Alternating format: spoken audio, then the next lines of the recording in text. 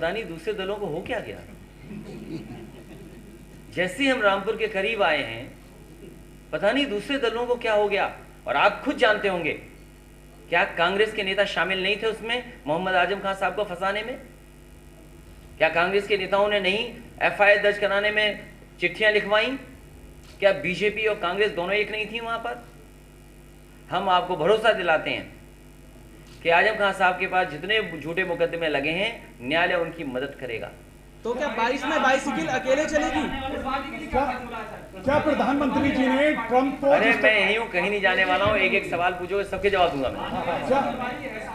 क्या नरेंद्र मोदी जी ने ट्रंप का जिस तरीके से साथ दिया और आज अमेरिका में भी उनकी छवि उस तरीके की नहीं, इसका भारत पे अंतर्राष्ट्रीय स्तर पे असर आएगा? इन बातों को हम क्योंकि नहीं कह सकते हैं, लेकिन एक बात जो सामने आई है, अमेरिका दुनिया का सबसे ताकतवर देश है। डिफेंस में उसका कोई मुकाबला नहीं कर सकता, अर्थव्यवस्था में भी कोई मुकाबला नहीं कर सकता। जिस तरह से नफरत की राजनीति हो रही थी वहां, जिस तरह झूठ की राजनीति हो रही थी, और जिस तरीके से सेलेक्टेड प्रोपेगेंडा की राजनीति हो रही थी, अगर अमेरिका में वो राजनीति खत्म हुई है, वहां पर नफरत की खाई खत्म हुई है, तो पूरी दुनिया देख रही है भारत में भी वो नफरत की खाई खत्म होगी, झूठ खत्म होगा। और आने वाले समय में जनता जागरूक हो गई है, भारतीय जनता पार्टी के झूठ से नहीं फंसेगी। अभी जो हाल में ही दिल्ली से ये कहा गया कि आवाज जो गरीबों को हैं वो भारतीय जनता पार्टी में बहुत दिए जा रहे हैं, ये सही है, दिल्ली की सरकार है, आवाज दे सकते हैं, लेकिन क्या जमीन पर वो पहुंच रहा है? केवल किसान वो प्रधानों पे प्रेशर बन जाए इसलिए जांच का शुरुआत हो रही है। प्रधानों की जांच हो, और ओडीएफ को लेकर के न जाने कितना प्रचार हुआ है।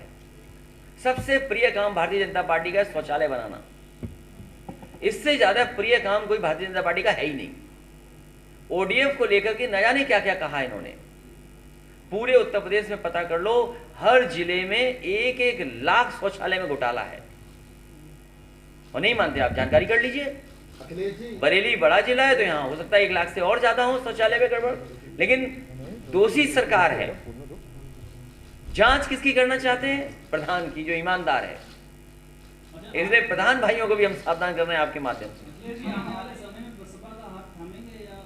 समाजवादी पार्टी ने अपनी राय बहुत बार साफ कर दी है। छोटे दलों के लिए समाजवादी पार्टी का दरवाजा, घर खुला हुआ है। बड़े दलों के साथ कोई समझौता समाजवादी पार्टी का नहीं होगा। न वो हमारे दोस्त हैं, आपको कैसे पता हमारे दोस्त हैं? हाँ, ये बात सही है कि हाँ, ये साथी सही कह रहा है, क्योंकि जिस मंच पे हम दोनों रहेंगे, ये जरूर हमारा भाषण सुना होगा दोनों का। ये सही कह रहे हैं। तो लेकिन अब कांग्रेस का रास्ता दूसरा है। कांग्रेस बीजेपी से नहीं लड़ना चाहती। हम तो उत्तर प्रदेश में देख रहे हैं लगातार, अभी बरेली तक हम लोग नहीं पहुंचे, सबसे ज्यादा चर्चा रामपुर की हुई, अखबारों में, स्टेटमेंट में, और न जाने किन चीजों में।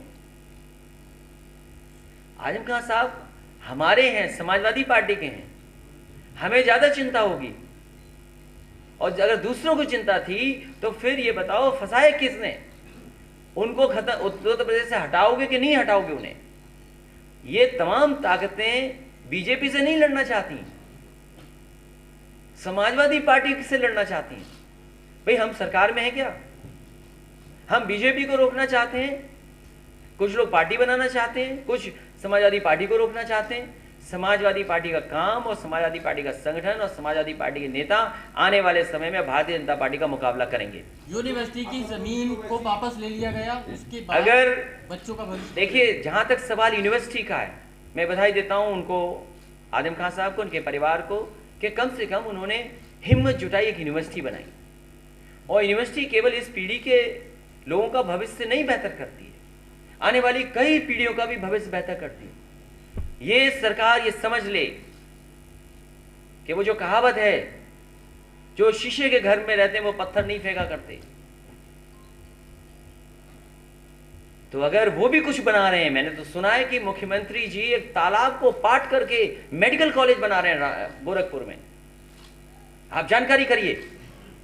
अगर सवाल यही है कि जमीनों पे जांच हो, आप पूरे राजनीति को इसी में उलझाना चाहते हो कि हर एक दूसरे के खिलाफ मुकदमे हो जाएं, जांचें हों। आप बताओ बरेली में कितने लीगल नक्शे पास घर होंगे? ये गांव में बैठे ये नेता ये बताएं कितने लोग नक्शा पास कराते हैं?